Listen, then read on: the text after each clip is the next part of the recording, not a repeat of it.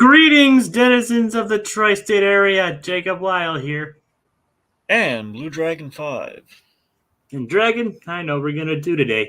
We're going to activate the Recap-inator and discuss my favorite cartoon, Phineas and Ferb.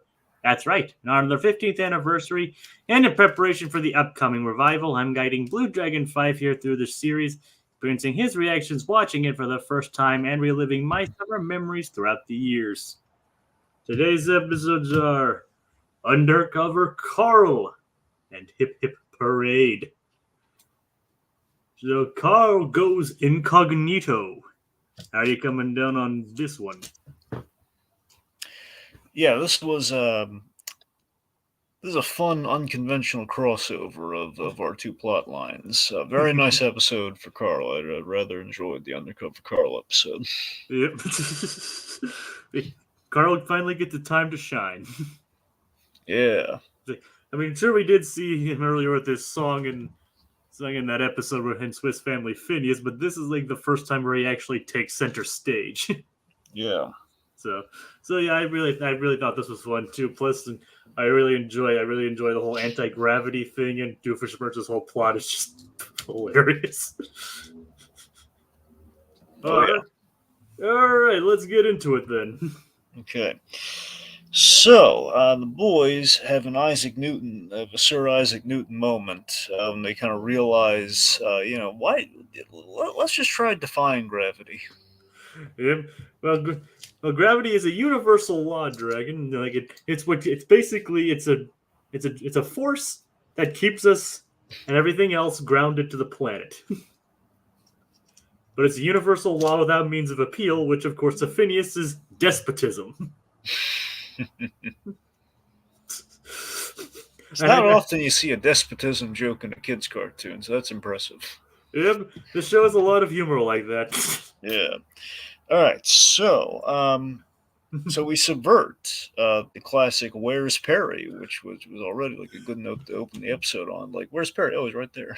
it's like Candace's like, he's right there. Almost like Ross, right here, Dad. Kind of like a National Lampoon's moment. Oh, we actually have some comments first up. Sorry. Oh joy! So, it's time for Candace to bust some brothers and Dragon to hate on Baljeet. It's like, well, who knows? Maybe Dragon. This time the boy Phineas actually went to Baljeet for help. So it's the reverse of what Dragon was complaining about.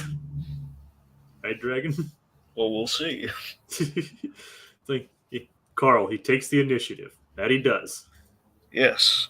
So, speaking of which, Carl's employee evaluation. He's studious, he's hygienic, but at this point in time, no gold star for initiative, and he's got 24 hours. Because he's never shown anything. He's never gotten anything less than a gold star in anything. Yeah. So modern.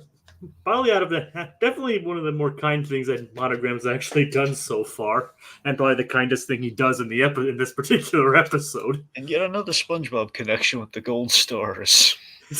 Well, to be fair, gold star is something that's pretty universal thing. Well, true. I mean, it was very memorable used in SpongeBob. I gotta be honest. I believe that gold star was in the original 3 seasons. I believe, but I'm the third season. I'm blanking. If you're talking about the boating school episode with Patrick, then yes. Okay, good. I wasn't off on that one then. Yes.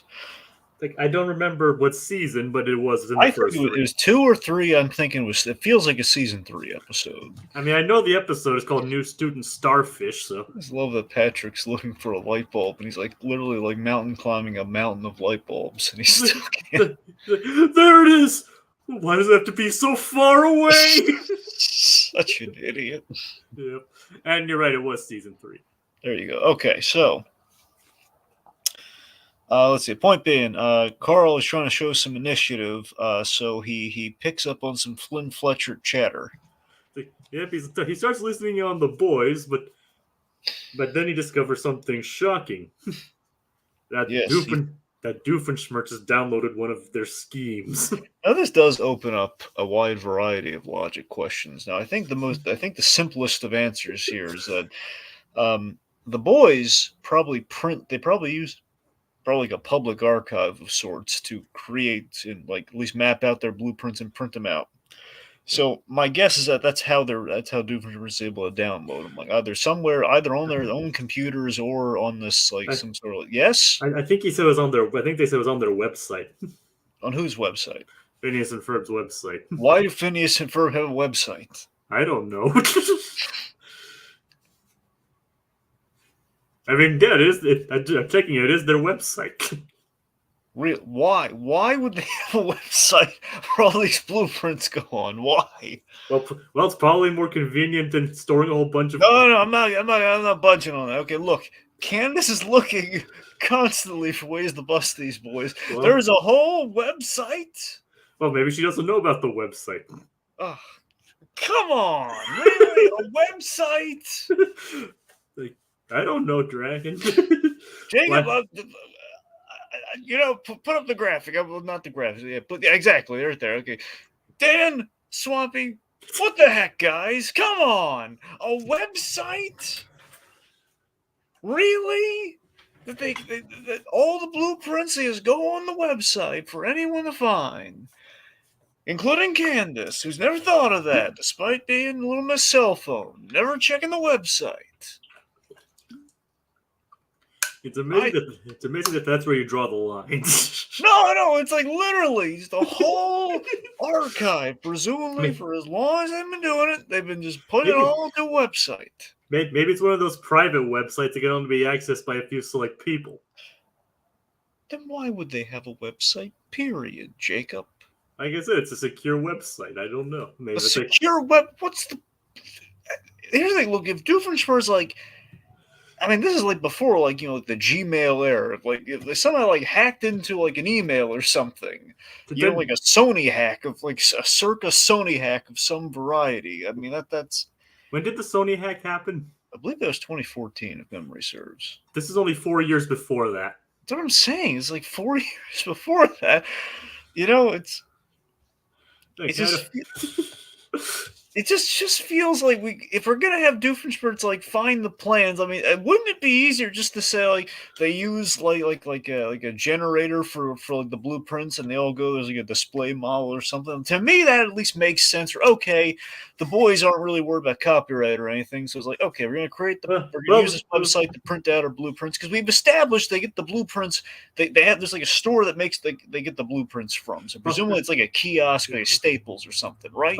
Well, that particular one was just them outsourcing at that point. But still, it's like at least there's a logic there. And they uploaded the blueprints. They made the blueprints and then uploaded them to their website. Still, you see what I mean? Though, like, why don't we say retroactively? Yeah, they've had a website the whole time. I don't know, and it's never brought up again.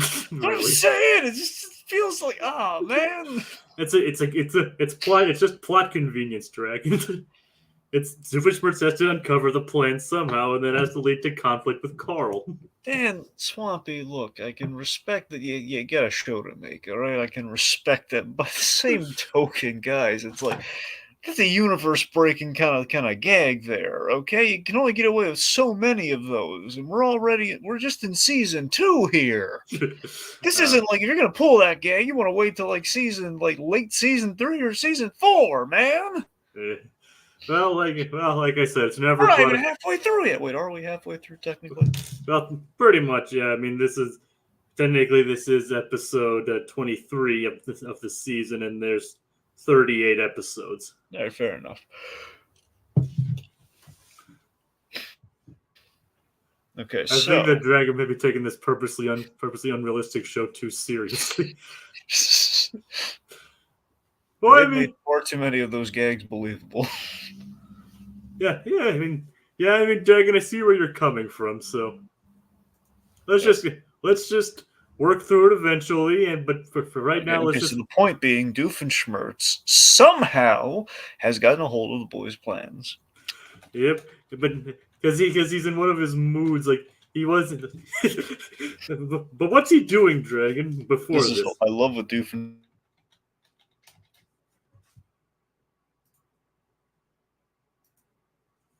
Dragon, you're kind of cut out for a bit. Doofenshmirtz is Love me some Norm. We all love Norm. Oh yeah.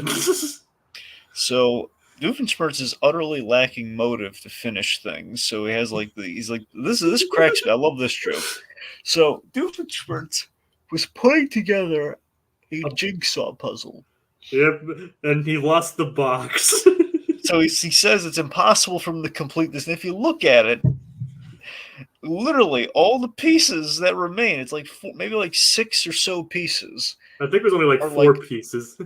four or so. Like at least there's like one on each side. But there might have been more than one on each side. Let's just say there's at least one on each side. So 4 to 6 tops, like little pieces, and they're right outside, like so near where the space is. It's very obvious. Like it's no tricky, no challenge, nothing of that. It's like it's right there. And he just gave up because he couldn't find the box to know for sure. He's that dumb. He can't figure out that these pieces go exactly there. Maybe it's less dumb and more apathy. I mean, sure, but it's like he says he needs the box top though. Oh, yeah, true. But the alternative plan, which Norm posits, which as we all know, we all love Norm, John Viner, whatever. Is it Viner? Yeah, it's Viner. Okay, I always say Viner. That's how I heard. That's how I've heard it pronounced. It's John Viner, aka the orange juice guy. And also the guy who does a good Morgan Freeman impression. Well, he does a lot of good things. I know, but he's like that's one thing. I think that's one thing he's specifically used for in an upcoming season on this show. Ah. So, but the point is, with Norm, we all love Norm. Norm, yes.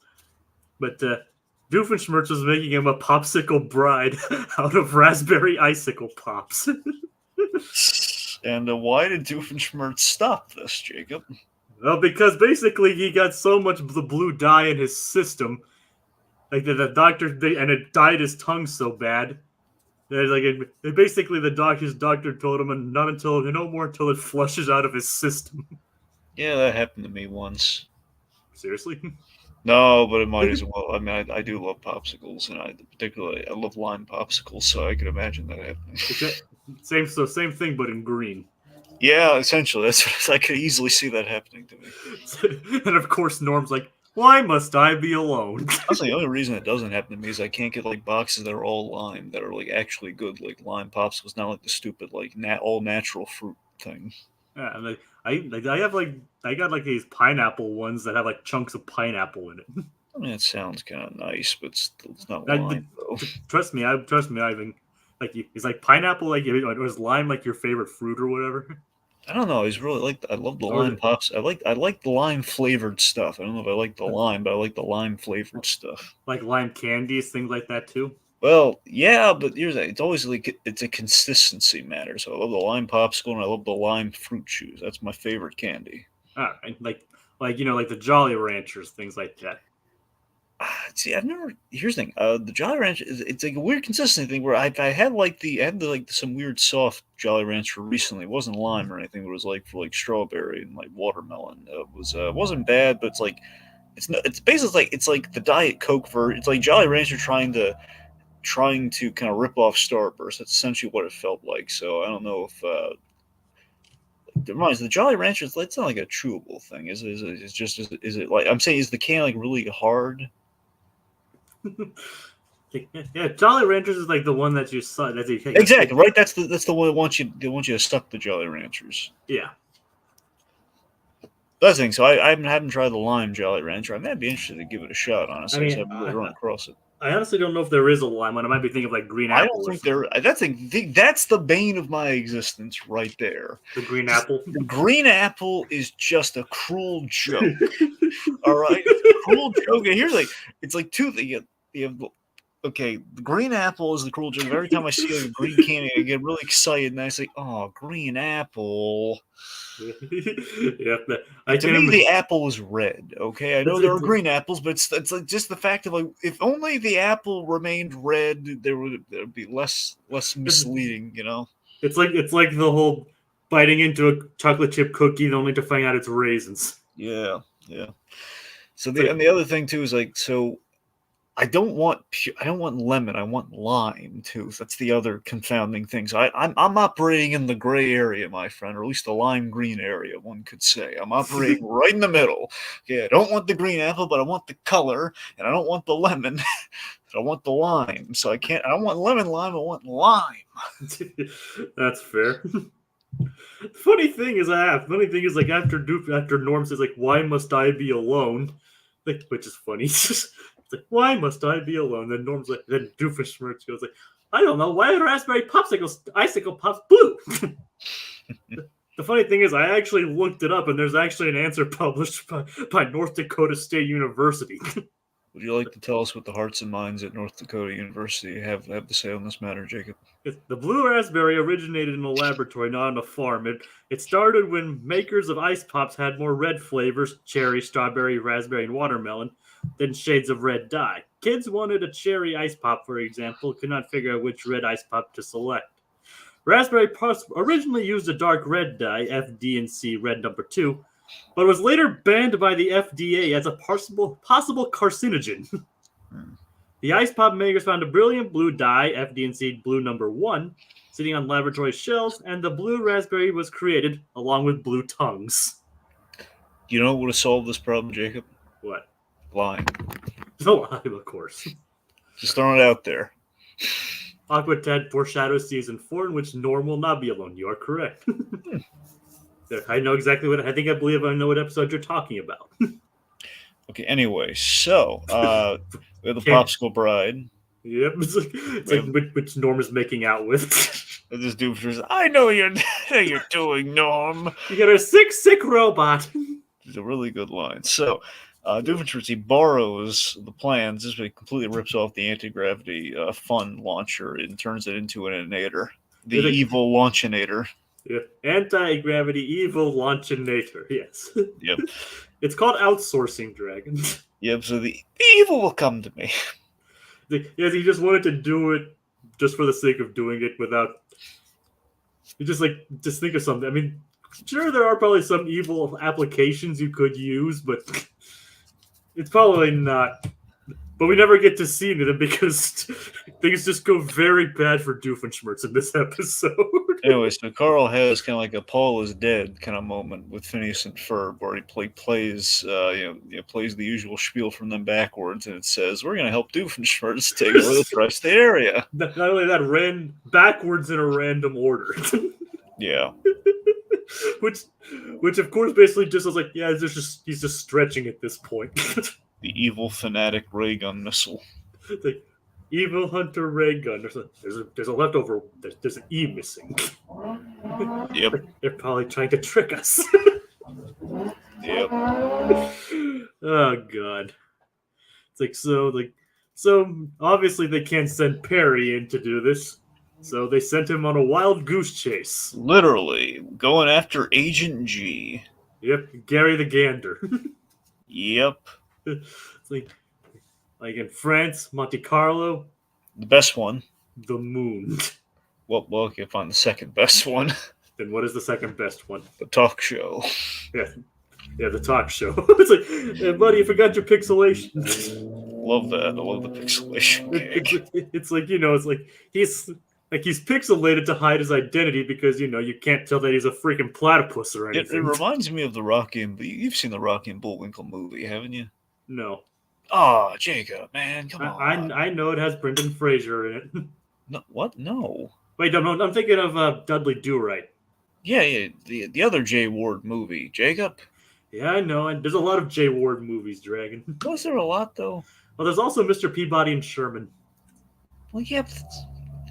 Okay, fine. In terms a live action animation hybrid, Jacob. Okay, all right. I mean, to be fair, Mr. Peabody and Sherman's probably the best one of them. Well, yeah, but still, it's because it was animated, Jacob. That's the difference. Yeah, I know. Plus, having Ty Burrell voice Mr. Peabody definitely helped too. Oh yeah.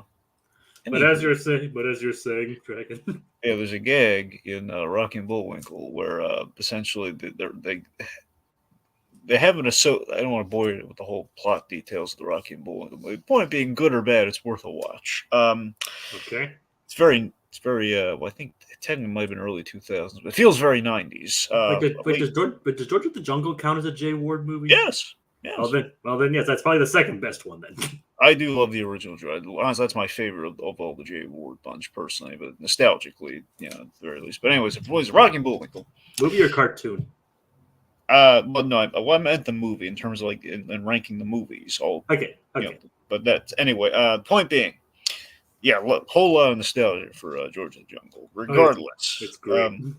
Yeah, it's wonderful. The original one specifically. The second one, I mean, it has a few gags, but it's no original. Anyway, the Rocky and Bullwinkle movie, there's this gag where essentially they have this associate, and then she essentially gets arrested in kind of like a parody of Cops, and by John Goodman, no less. There's a lot of celebrity cameos in this, by the way. Nice. So John Goodman essentially he arrests her, and while they're on this parody of Cops, their faces get pixelated, and it's like, "Yay, fix our faces!" Just so they're calling out the pixelation because they're on camera. So it's like they have like these, but it's like as if the pixelation's like a thing that's happening in 3-dimensional space. It's pretty funny. Some good gags and that Rocky. The best part about it, the best part about the Rocky and Bullwinkle movie is though. What? Keenan and Kel are in it. Okay. And they meet them. It's not just like a cameo. I mean, they actually like they're a plot point.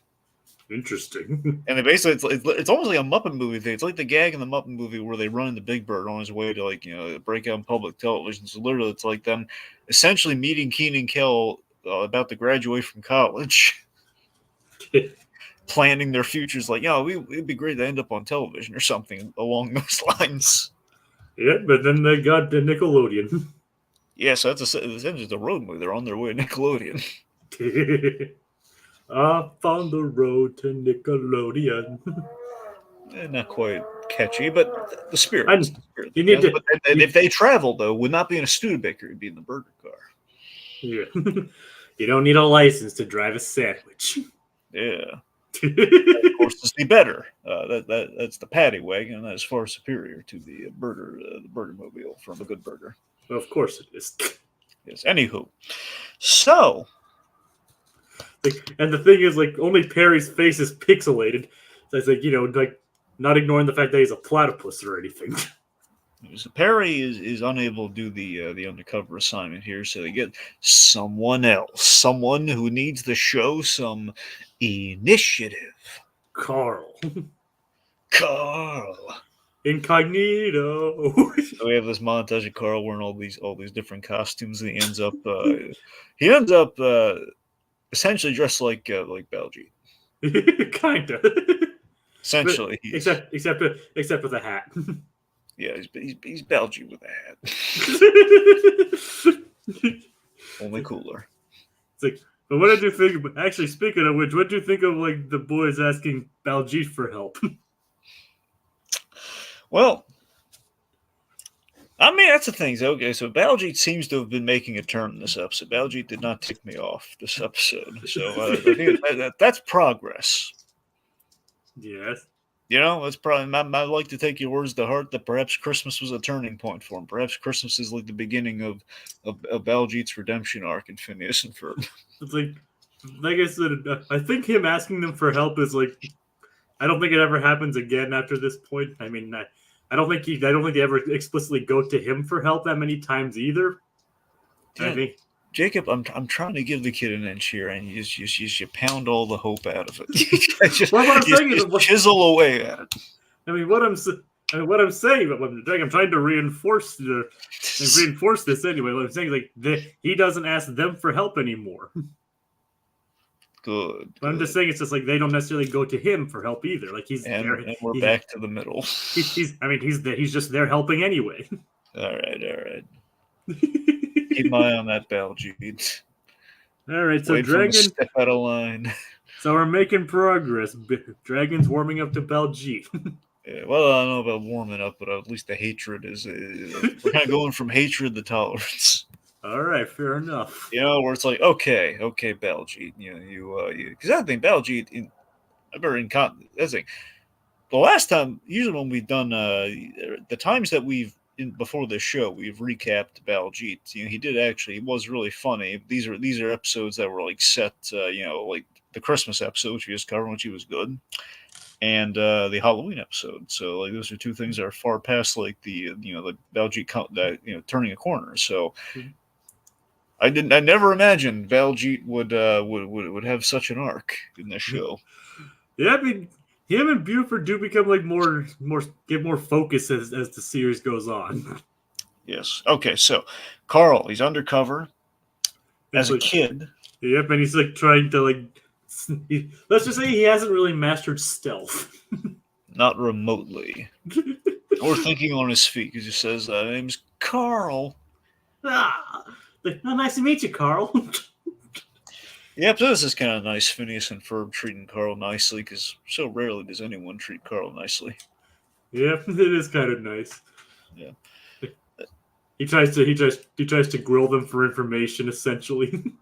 Yep, not really. Getting some the continued misunderstanding of him thinking like they might be plotting something until he actually tries the device. And of course, the return of Ferb's class. From like, you don't talk much, do you? Well, actually, what's that over there? Maybe Ferb would talk more if they let him talk. Yep, it's possible. Yep, maybe. So speaking of which, everyone lets Carl go first in the anti-gravity fun launcher. So. Yeah, and he has a good time to playing frisbee, and things are coming up Millhouse for old Carl here. Yeah, like, what'd you think of the anti-gravity fun launcher? I think it's a good design. Like I like the idea it gives you 15 minutes of anti-gravity, so that it's down to a specific time limit. Yep, I mean, you can't stay floating forever without a way to reverse it. Well, you'd hope not. I mean, that's probably what Doofenshmirtz would do. Now that we're thinking about it. Yep.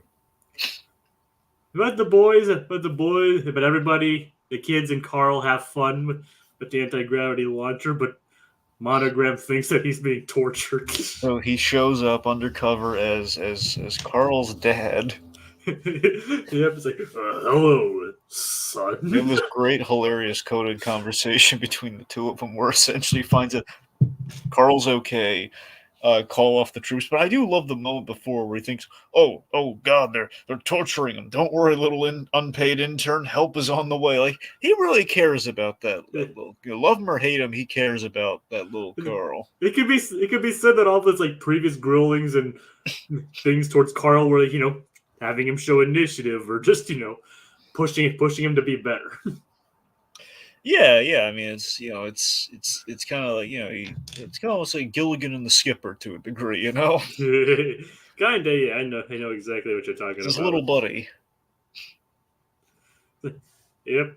It's like, give it another few episodes, Ferb is really going to say something. Oh, I know exactly what you're talking about there, and it is good. Ferb has a very, very long line coming up in a future episode. So, it's like, well, yeah, so basically, like, abort mission, repeat, abort mission. And then all of the black helicopters and vans just immediately vacate the premises. And basically, Dad's like taking him, like, yeah, we should go home, because we should go home. Your mother made dinner. 5 more minutes. No, son, your mother made dinner. Let's go. Yeah. Speaking of which, you gotta imagine Monogram on some levels, like, okay, let's extract you here, and just like thinking, like, dang it, Carl. It does bring about the question: if we had, let's just say, our Carl called in sick, who would take his place this episode and do an effective job at some undercover work? How would Weezer do? It'd be hilarious, but I don't think he'd do very well. I'll tell you who'd do amazing, though. Who? Carl the Minion. He'd be flawless. Really? Absolutely. Look at him. Master of the skill. Look at him going undercover as a siren. Look at him. Yep. Beto. Exactly. I mean, Jacob, tell me you couldn't buy him as a kid. Well, I mean, they have tried disguising themselves a couple times, so I can see that. Yeah. That's what I'm saying. I think Carl Minion's the Carl for the job. Second would probably be Carlos, but he's just like a stupid kid. He's not going to be able to actually look like a kid for this undercover operation. Let's be honest. I mean, come on, Carlos. Carlos. Like, the Carlos. moment he says something funny, they're going to know. Wait a minute. I think he's with a government institution of some kind. Like you probably want somebody like Carl from Arthur, since he's close in range to Phineas and Ferb. Maybe that'd be another good choice. And they had Irving showing up saying, "Wait a minute, been replaced." Anyway, yeah. Yep. And he said he's like the analog for me. Yeah. Dang it. I'm being replaced by Carl. Yeah, you've been double replaced, my friend. Oh god. You've been turned into a Carl by proxy. Oh god. What does that make you? I'm too afraid to find out.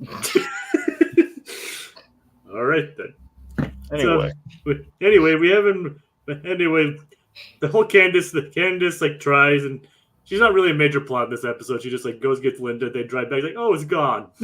Big, like like that's a shocker, as Linda says.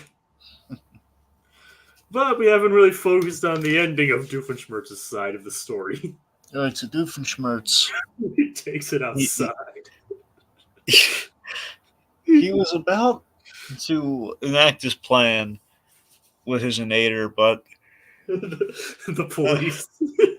essentially there was a traffic cop got him. He got him for a moving violation and put his car on a tow truck and is getting away with it. And Doofenshmirtz is giving chase to no avail, but by sheer happenstance. He happens to run down the street where the anti-gravity fun launcher is. I think there's an animation error in this scene, by the way, and I need you to hopefully confirm it for me. Okay, I'll check the wiki.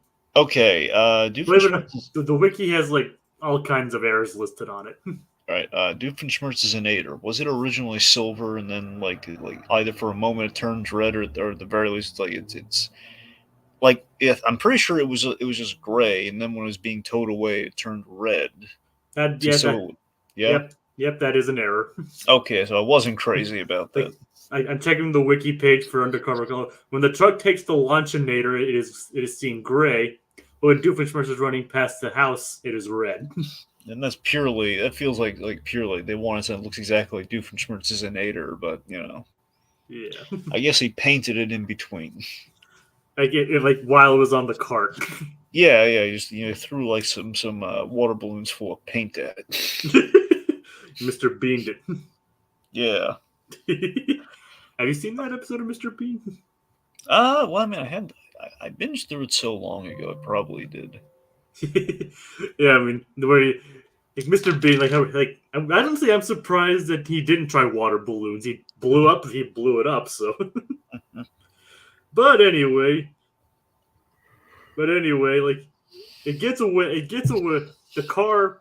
He trips over a can, and he actually sees the launcher outside at the yard. So Norm ends up grabbing it from a long distance. Mm-hmm. and then Norm transforms into a truck. Yeah, this is amazing. Just Norm transforms into a vehicle. And I'm so building that popsicle ride when we get back. Yay! He's like because Norm, you could say he showed initiative. He did. It's like, and it was like a reward, and Norm's just so happy. Yeah. But then the traffic cop goes by. It's like, do you have permission to drive a robot with 3 axles? See, if only the traffic cop from Frosty had this initiative. Yep. Then Frosty would have been thrown in jail. Would have been a whole thing. Yeah, but then Frosty would have died, and then the kids would have been sad. Yeah, and then there would have been letters written to the cop, and it wouldn't have gone well for him. Nope. and then he was like, "Well, look at what you did. You ruined these kids' Christmas." I think that. Yeah. Yeah. It's like, but of course, Doofenshmirtz is pulled away, is towed away. It's like, curse your motor vehicle code. Yep. Okay, so by the way, we should there. Should I? Should we tell him what time it is the moment's kind of past, but there was one thing on Carl we should probably speculate on. That would be a certain time of the podcast. And Dragon, what time is it? It's It's gritty gritty reboot reboot time. time. Lay it on me, Dragon. So, Carl, he's had this life-changing experience with the Flynn Fletcher family. He's had friendship, he had everything, but I think now that he's gotten a taste for it, we're looking at a full 1 hour photo situation going on here. We've already kind of been circling this. I think Carl's like literally a couple episodes ago with the robots. Yeah, that's what I'm saying. So I think Carl's, he's had a fascination from a distance, and now he's like, he's enacting the fantasy. He's befriending Phineas and Ferb, and I think, Jacob, bad news. I think he's gunning for you. I think he's gonna, Irving's gonna disappear, and there's gonna be an opening in the friend group, and that's gonna be Carl. And Carl's just gonna be like, Carl's eventually is gonna replace Perry with the Flint. That's his end goal, which is gonna lead to a whole schism in Alka. It's gonna be Perry versus Carl for the family, and then Monogram is gonna try and insert himself, and then Carl's like, "You're not taking this away from me, Monogram." I mean, I know this is a little gritty reboot. It's just like him taking their place. Exactly. He's gonna take out Monogram, and then he's gonna replace him with a robot. But the funny thing is that the robots and him using the robots in a way that in that kind of way isn't exactly far off in a future episode. God. I mean, it's not because he's like trying to replace anyone, but it's just because he just uses it for. I'm not gonna say anything right now. Okay. Anyway. But him using robots in an evil way isn't actually far off.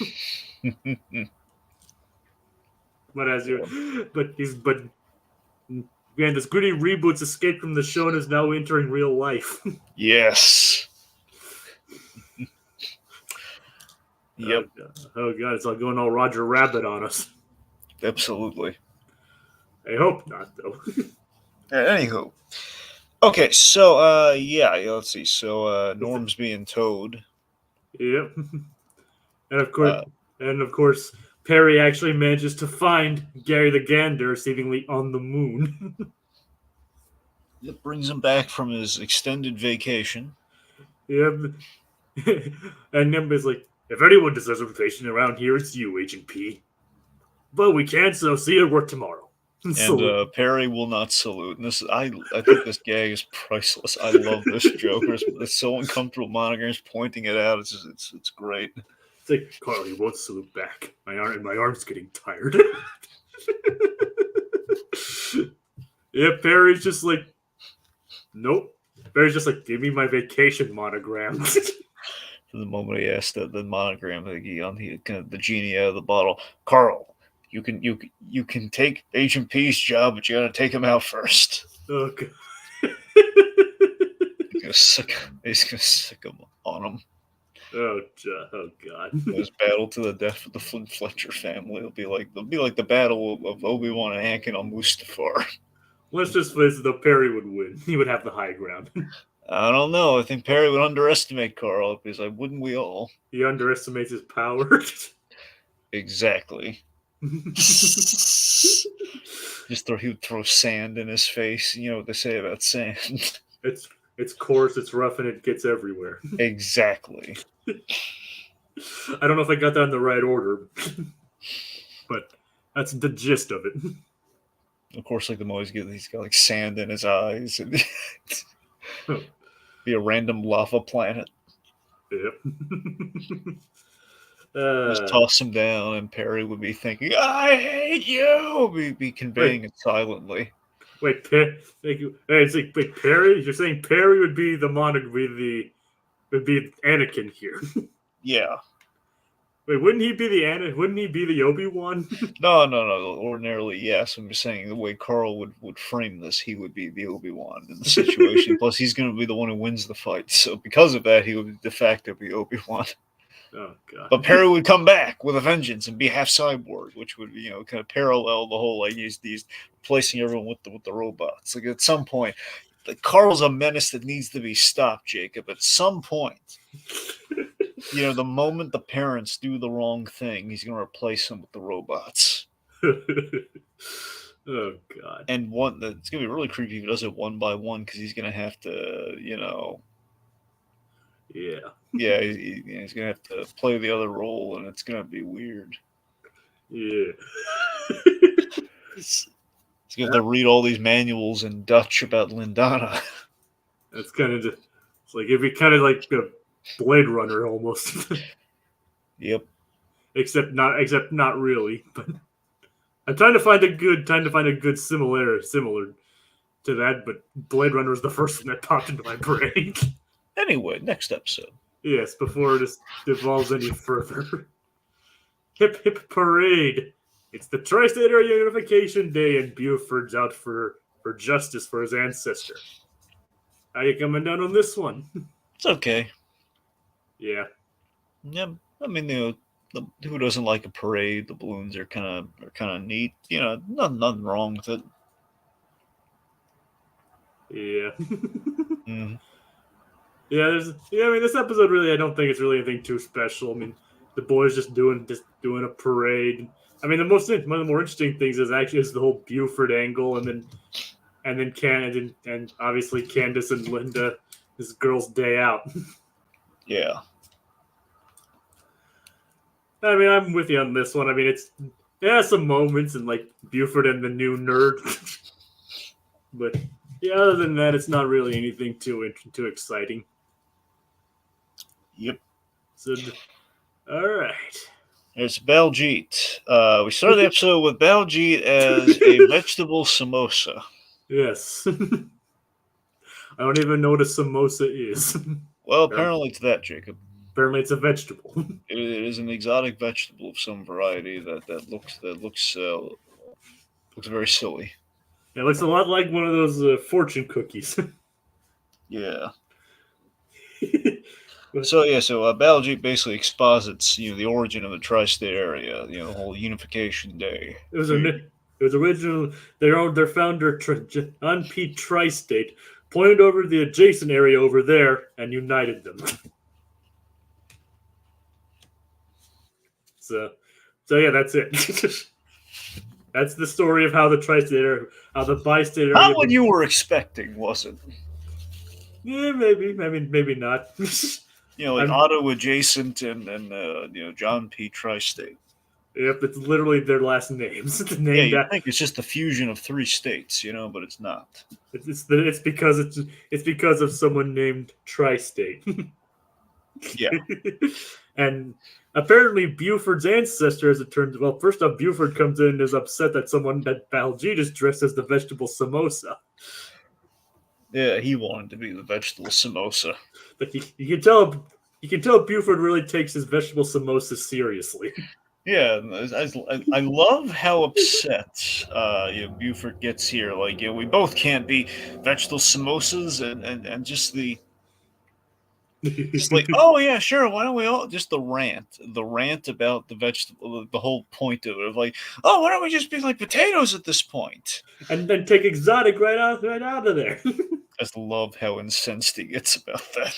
Oh yeah, it's great. It's just like, you and I are done. I'm getting another nerd. Yeah, and Baljeet doesn't seem too far off. too upset about it. The funny thing is, there's actually a future episode where instead of Buford breaking things off, Baljeet breaks things off. Which and funnily enough, I think that episode is much better than this one. Right. But it's in season 3. All right, so here's the thing that bugs me about it too, is that there's so many in the past. There were so many better opportunities to blow up at Baljeet, and this just felt like it was something so small and so just like. Honestly, I think that's part of the joke. Yeah, no, it is. I'm saying it's still funny. I'm just saying it's like in hindsight, it's like, man, so many other opportunities in which we could have ranted on Baljeet, and this is like the one, like Well, him just in a silly costume. That's the one we're going with. Dragon. To be frank, I think you made up for the times they could have blown up a Beljeet. I think you did. I think you did it for them. Well, You, true. you picked up the slack. I did. I picked up the slack, but I shouldn't have to pick up the slack, Jacob. Maybe you shouldn't have to break the fourth wall. Yeah. Or berate a character that technically doesn't exist in real life. And you call yourself a fan. I mean, I'm a fan dragon, but I'm not. But obviously, I acknowledge that they're. I know. I mean, you can get frustrated at characters all you want. I'm just kidding. I mean, like, Baljeet is real, man. He's real something, but he's real. I mean, technically, I'm Irving, according to you. Yeah. All right. What if you were Baljeet? Oh God, I'd hate myself. Well, we'll find out who you are, I guess, as the series goes on. It's not like a guess this character quiz, Jacob. I'm just saying we have a fanboy Phineas and Ferb, ergo Irving is you. It's like then I guess you'd be closer to. I don't know what you'd be closer to. I guess. Yeah. Doofenshmirtz. Let's face it, I'm Doofenshmirtz. All right. So you get Doofenshmirtz and I get Irving. Look, you want someone else? No, I'll take it. Yeah, Code Geass is like he's more like Phineas than anyone else. All right, I'll take that. Oh. I don't think you can get a name character, Jacob. You mean a title character? Yeah, I don't. Well, his name is literally in the title, so I think it's the same difference in this case. Well, I mean, the proper term is title character. Well, yes, I know. I'm just saying it's literally like a name. Like the title is a name though. It's I know. Yes, title character, but a name title character. Dragon acts like Major Monogram. The way he gets angry at Belgium reminds me of how Monogram gets mad at Carl. That's not far off, honestly. I mean, I'm either somewhere between Monogram and Doofenshmirtz, or I'm probably Monogram. That's probably it. I don't know. I do applaud a lot of the evil schemes of Doofenshmirtz, though. So that's the thing. I think I relate to Doofenshmirtz too much that makes me probably more in line with the Doofenshmirtz. Well, probably. But I do love me some Vanessa. Yes. Multiple of them. Several Vanessas, actually. I love all the Vanessas, darn it. Yeah. I'm sure I'll try and find a Vanessa that you don't like. I mean, it's off the top of my head. Yeah, this Vanessa from Daredevil. You got Vanessa Hudgens. There's a lot of good Vanessas. Yeah, you can only name 3 of them, but there's a lot of them. I mean, there are. There's gonna be like egg on my face because there's other Vanessas I'm not thinking of. I wonder if I don't know if there's a bad Vanessa in the bunch. The name Vanessa Kirby comes to mind. I don't know who that is, but I mean, she's okay. I mean, I'm like, it's not head over heels for that Vanessa, but yeah, okay. It's more an actress, Vanessa, but then again, so is Vanessa Hudgens, so who knows? Yeah. Anyway. So yeah. All right, so point being, Buford, he is upset about things, and he hates the Unification Day parade, and he tries to wreck it. And because of his ancestor, Otto H adjacent blood runs through his veins, and blood is thicker than water. However, what's thicker than blood, Jacob? I thought you had. I know, that's why I was waiting for you, and then he just gave me that pause. And it's like, oh man, I was hoping he had like the specific food. It was like mango chutney. Chutney, yeah. So the mango chutney.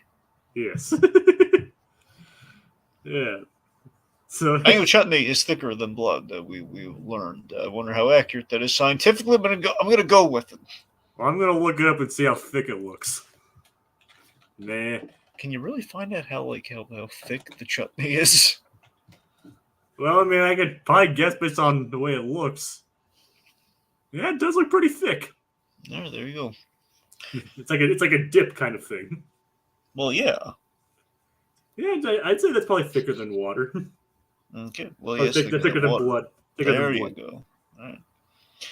Okay, so now, Jake, let's not forget. Well, it's Unification Day. Don't forget the other day that it is. It's Girls' Day Out. What? Well, I mean, sure. I meant the other day. Okay, what other day is it, Dragon? Happy passive-aggressive relationship day. Well, that explains a lot. Such a good joke. Well, that explains a lot of this stream, doesn't it? No, Jacob. I know we. Oh, I know we. We had a podcast to get to. It's like it's passive. Oh, was that today? That's okay. You probably weren't gonna give me anything anyway. Like, no, it's fine. It's fine. Well, I completely forgot. No, I didn't even want a present. God. And, I'm just thinking, dang it, Carl. Dang it, I pulled up the chart again. Oh, yeah, so who is the most and least passive-aggressive Carl? All right, well, let's see. As far as passive aggressive goes, I mean, Carl Fredrickson definitely not passive aggressive. I mean, he has a couple like snarky moments, but he wears it more on his sleeve rather than being passive aggressive. Yeah. Let's see. Maybe Carl from SpongeBob, perhaps. I mean, remember, there's no like you wouldn't have to talk to human resources, would you? Maybe. Okay, I don't know. Carl Moss is my go-to. Maybe you're on the same with Carl from SpongeBob. I mean, he's more like overly like falsely enthusiastic more than passive aggressive, though. Yep. I mean, the only really passive aggressive thing that comes to mind is like him just like trying to basically like coercing everyone. And of course, like I said, the human resources gag, which is probably one of my favorite gags in season 4 of SpongeBob. Yep. Like, you wouldn't want to talk to human resources, would you? This big buff guy comes up from behind. Hey, wouldn't that be impressive? All the human resources people were actually giant, hulking, kind of like very fit people. I mean, sometimes that's what it seems like. Really? Have you seen buff human resources? I mean, I don't know, but from what I've read online, people always think this is actually pretty accurate to how it feels. That's how it feels, but you don't really see them like giant and like not all human resources guys look like John Cena. That'd be hilarious if they did, though. I mean, I don't know, Dragon. I've been a good employee. I've never had to talk to human resources. I don't buy it. I've had to talk to my manager, and ASMs a couple times, but never human resources. Like the manager shows up, he's got like a blackjack in his hand, like You got a problem? Like the card? No, like a blackjack, Jacob. Like the little, like the lead thing. The lead thing, the leather strap. Oh, okay. I was thinking of the cards for some reason. Well, no, it's where I assume it's where they get the name. I don't know if it's where they got the name for it from, but essentially it's also another term. But that's the other. Basically, it's a shared name. But no, Dragon. I've been a good employee. I've never had to deal with the blackjack or anything like that. So far. Yeah. I mean, to be fair, they probably use like a small bat before they use a blackjack. I mean, the blackjack's a bad example, but they. They're not Negan either, Dragon. They're not. Well, no, that's a bat with razor wire, Jacob. That is not with barbed wire. That's not remotely the same thing. I know, but I still think a bat would be pretty bad. We're not killing Mark Grayson or anything here. I mean, come on. Nor is it Office Space. Yeah. Nope. Anywho, let's see. So, we got a parade. Boys throwing a parade.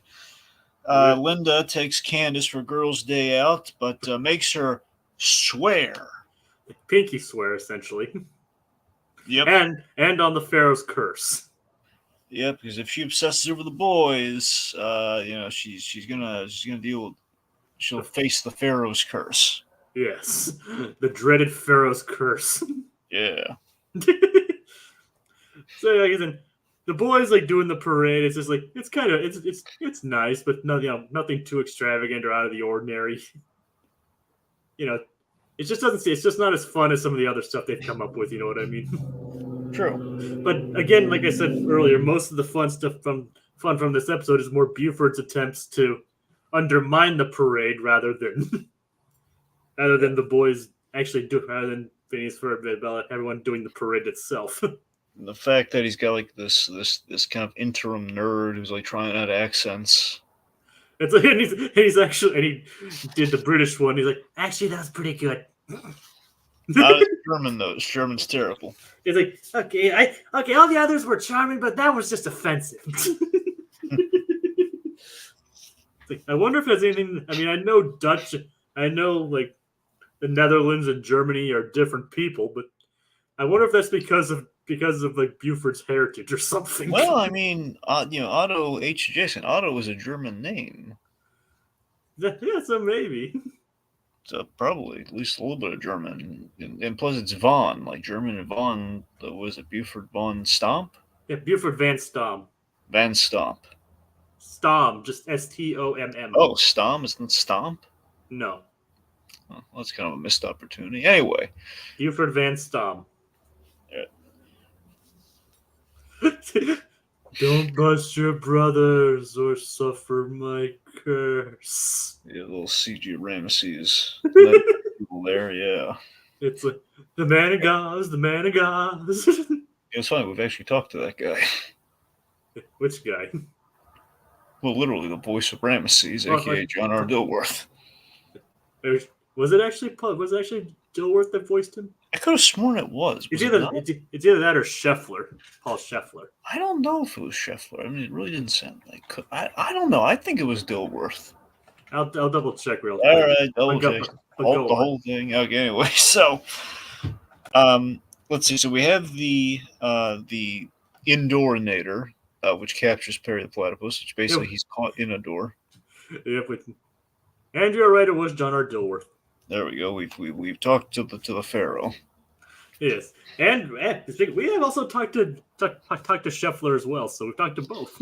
We've talked to many foes of Courage the Cowardly Dog. And Mark, speaking of which, the man who I didn't have enough to go see him, unfortunately, but the voice of Courage is actually at the convention I just went to. You know, Marty Grabstein, he was there. Yeah. Unfortunately, I didn't get to him. Yep, of course, the best of those villains, the Snowman. Snowman. Snowman. Unfortunately, we've already talked about it a couple times. Yeah, yes, we have. Like, dog, bring us snow cones. It's like, wait, is the snow cone made of? Like, wait, did you ever think about how I'm just eating part of my flesh? No, he's eating like snotsicles from Courage. I mean, he just breaks off like the one that's in his. That's gross, but probably better. Yeah. But back to Doofenshmirtz, and I would love to see Doofenshmirtz and the Snowman. Oh boy. Anyway, so he has the Duplicate-inator. Duplicate-inator. which is the number 8, number 8, and inator, which basically it fires at something and then creates 8 of them, basically intending to create traffic jams and then make a profit with his towing business. Which you have to wonder, did he get the idea from the Undercover Carl episode? There might be something to all this towing. There may be. There are some through lines, as we've seen before. All right, so let's see. We have the farmer and the wife. You know, we have again. It's like, I can't believe you started a monkey basketball. You can only have one monkey. A little nod to the sillier Disney related films. and then it gets zapped. It's like, yeah, great. Now there's 8 of them. It's like, oh, great. Now one of them's gonna have to. Now 8 of them have. Great. Now 3 of them are gonna have to sit on the bench. Yeah, but if you learned anything from Space Jam, kids, you have 5 people on a basketball team. Yeah. Yep. Only 5. A lot of bench warmers, but in case you have to go up against the Monstars, but it's 5. 5, yes. Oh God. Always good to have Bill Murray, in your corner, just in case. It's like, how did you get here? The producer's a friend of mine. I know Dan Aykroyd was in this picture. Yep. Oh, God.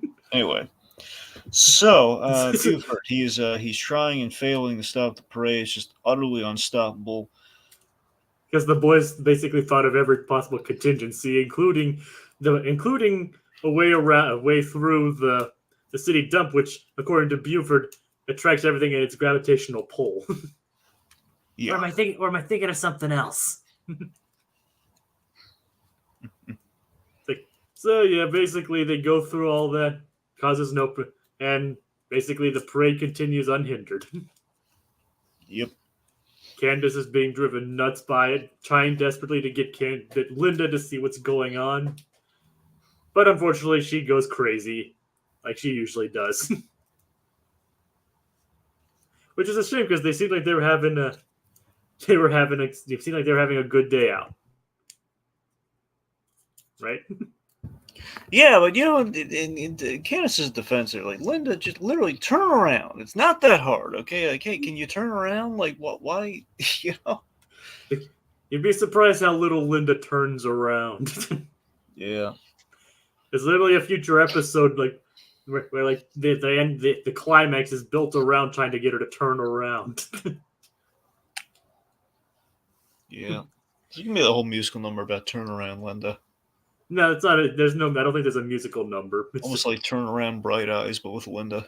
It's like, I mean, no, it's like it's where Candace is incapacitated at the moment and uses a device with a monitor using a speaker attached to it to try and get her to turn around. That's what I'm referring to. Okay. And Code Geass is, you should do a 30th anniversary celebration for Space Jam in 2026. What thoughts on that one, Dragon? I'm not opposed to talking about Space Jam. I still don't know if I want to wait that long to do it. Well, I mean, there's no other anniversary coming up for it. Obviously, it's the 30th. Unless you want to do like next year, you want to do the 28th anniversary of it. I mean, it's also the novel idea. We could just do a podcast on it just for the heck of it, but Like, there's something else we still need to do this year first. Yeah. Something that we were supposed to do last month, but kind of slipped. I don't think it's going to happen at this point, but I'm hoping. I don't know. Well, we can still, as you said, we can just do it whenever then. Yeah, in theory, yeah. It doesn't have to be near it, I guess. I mean, yeah. It's Shaolin Showdown, folks. We're still planning on doing that. We really want to talk about it one of these days. Yeah, we do. It's just, again, we've been having a number of just difficulties these past 2 months. Dragon really wants to talk about Jack Spicer, Evil Boy Genius. God, yes. Trust me, I do too, Dragon. Yeah. I do too. Now, there's a crossover for you. Doofenshmirtz and Jack Spicer, Evil Boy Genius. Yes. Do you really need the Evil Boy Genius? I think we kind of get it. What? Says the guy who has Evil Incorporated on the side of his building. And what's the deal with this? Why does it look like that kid's head? Well, that's just a coincidence.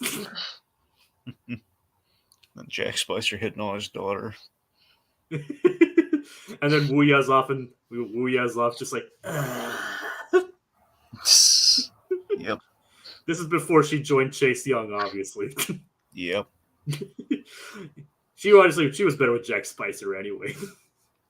Yep. It was a lot funnier with Jack Spicer. Oh, of course. It's like, or you could review Space Jam when Coyote versus Acme comes out. That is actually a really good idea. If it comes out. Yes. I mean, it seems to be gaining some traction. Someone's gonna buy it. I mean, it's ridiculous what Warner Brothers has done, but someone's gonna buy it. I mean, maybe if the merger with Paramount happens, then maybe it'll come out. I don't know what to believe anymore, Jacob. Don't know. Dragon, I'm not sure either. But remember, I was an early doubter of Disney buying Fox. That loves driving me nuts these days. I don't want to give that guy time of day. He's just the guy's an anarchist. The Dragon, I initially, like, when I first heard the rumors of Disney buying Fox, I was just like, okay, there's just another rumor just spurred on by Disney's recent buying spree. And then, like, Disney to buy 20th Century Fox, I'm like, son of a... so, although I'm not sure if the Paramount and Warner thing will happen, something like that has happened on a scale, and we've seen it happen. Imagine this, like the whole debacle of like, what's gonna be the logo? Is it gonna be the mountains or is it gonna be the water tower? Or is it going to be like with Disney with Disney just releasing Fox's films but still keeping their Fox's identity? Exactly. Like it could just be like one mega corporation and they just do both. Yeah. Anyway. Anywho. I would call this episode boring, but it basically tells you how much happens in this episode that we're now talking about studio mergers. All right, Buford essentially pulls a Muppet movie here, where he's holding on to the balloons, and he's going up like Gonzo, and he gets a good view of the tri-state area, and sees it all works together, and then he goes down, and Baljeet saves him. By releasing a bunch of balloons from basically getting a balloon guy to release a bunch of balloons. Now, that one actually is it has to be a direct reference to the Muppet movie.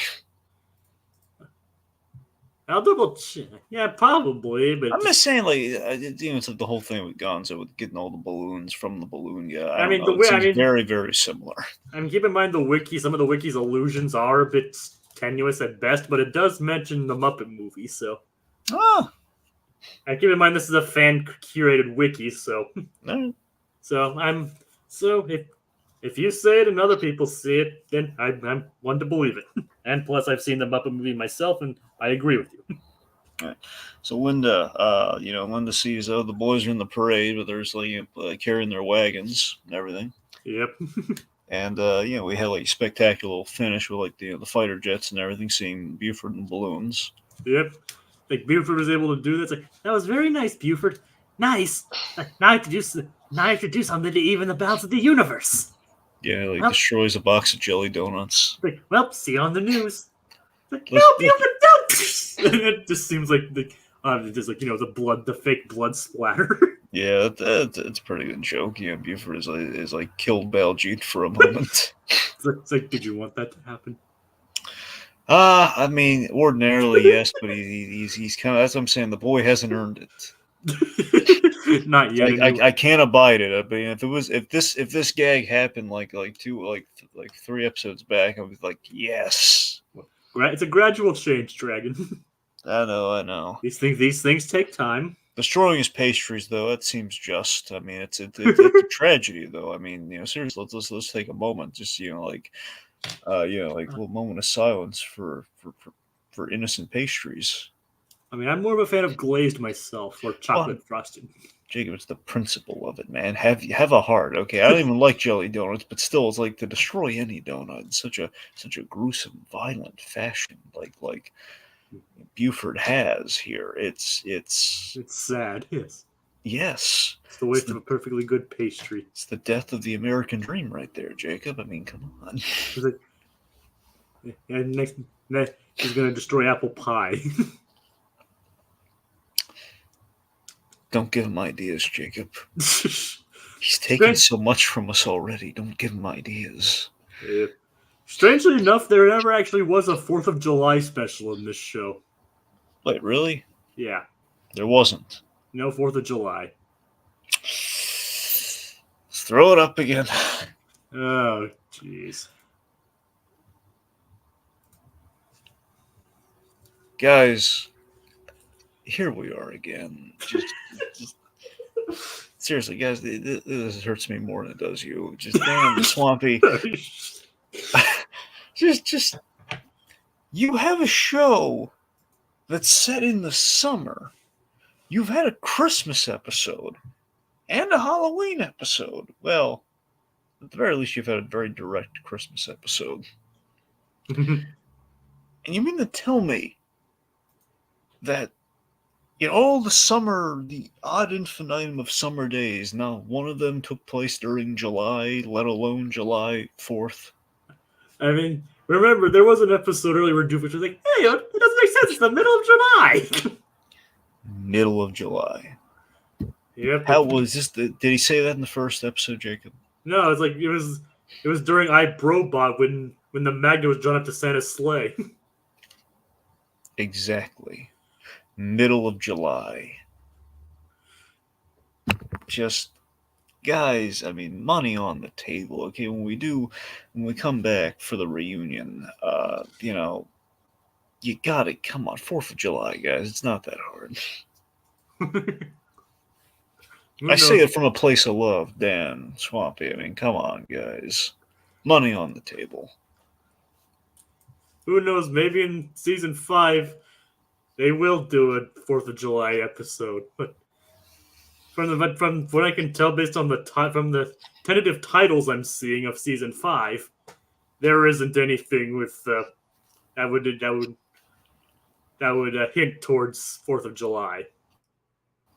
There better be an additional season of this relaunch. Well, there's 6. There's going to be another season after season 5. Okay. There's still time, boys. There's still time. Well, I'll be sure to post this on Twitter to Dan and Swampy or something, so they can watch the end of this video and hear your message. They're gonna hate. They probably don't like our show anyway. I don't think they even know we exist. Well, Swampy does, but Papa Meyer doesn't. Like, what are you? So, like, Swampy knows our show. No, he doesn't. I'm kidding. I have no idea. I mean, I've actually interacted with them before. Mm-hmm. I was like, I told you about the time that I actually asked them something about the Star Wars special, right? Mm-hmm. It's like, well, I'll tell it again for posterity, and I'll probably bring it up again actually during the Star Wars special. But when it was after it was announced or during that point, I actually asked Dan and Swampy if they'd be using music from the special, music from the series, and he actually said only the good bits. So I actually did get confirmation from Swampy. I actually have interacted with them a couple times. So maybe we could send this kind of thing to them and see what they think. If they have time to watch it. All right, so any last bit? No. First thing, the credit. Last thing, the credits. Yeah, so Candace. Like she gets cursed by the Pharaoh. Candace Gertrude Flynn, yes, you're cursed. Curse you. And it's just like this fat guy in a Pharaoh headdress and Pharaoh costume. Whoa, Jacob, where's the body shame coming from here, man? I mean, okay, overweight guy. All right. Which PC term would you rather have me use? I mean, did you really look that fat? That's kind of my point. Like, heavy set then. I'm just saying, like, there's fat, and then there's like, okay, so Rubenesque. How's that? See, actually, it's not half bad. There you go. Okay, this Rubenesque guy, and I only know that term because Phineas used it to describe Santa. A Rubenesque Ramesses, one could say. Yeah. It's like, are you Candace Gertrude Flynn? Yes. Curse you. I tried to warn you, Candace. And, well, she was cursed. Yep. And then, so it's not so. I think she'll be fine. What do you think? I mean, she's already kind of cursed anyway, with like Linda never being able to turn her head to see the boys. So, I mean, I think she's kind of living it, so it's probably fine. Yep. Yeah, she'll be fine. Yeah. She didn't even really seem too bothered by it in the first place. Yeah. Oh, by the way, you were in the parade. I forgot to mention that too. I was. Yeah. Irving. Yeah. Hi, Phineas's mom. Phineas and Ferb's mom. Yep. There'll be a really big Irving episode upcoming. I'm so happy for you. Yeah. Are you sure about that? Moderately. The funny thing is, it's actually a convention episode too. Jacob, it's. I know it's scary sometimes when life imitates art, but you gotta hold on tight, okay? I'm dead serious. It's a convention episode. I know. but it's not for Well, like. we know you're cosplaying as the Oh, next God. GalaxyCon. But it's not like for 10 more episodes. Then there's time to prepare. Yes. Okay. So, any closing thoughts then, Dragon? Not particularly. Well, actually, we probably we got one more before the new year lets out. So no, I don't really have anything. Yep. And Code Geass says, I hope you guys have a wonderful Christmas. Thank you, Code Geass. I hope you do too. Yeah, Merry Christmas. Same goes to you, Aquatad, as well. And you didn't say Merry Christmas, but Merry Christmas to you anyway. So thank you all for watching. And so that does it for this week. Join us for next week's episode when the boys go intangible and Linda's sister gets married. Ooh. Good night, everyone. Carl. Incognito.